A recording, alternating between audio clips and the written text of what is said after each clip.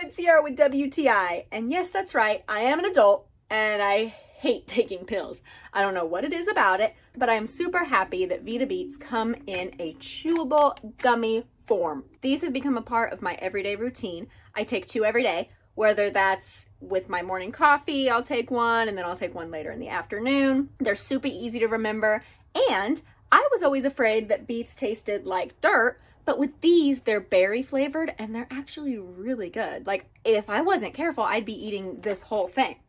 This contains beet extract, grape seed extract, tart cherry, goji berry. These aren't too sticky or too chewy where I'm trying to pick it out of my teeth all day. I love that they're individually wrapped so they don't get stuck together. I love that they're gluten-free and vegan, which gluten-free is very important for me. I love feeling like I'm doing something consistently every day, that I have a routine, and these have definitely become part of my routine.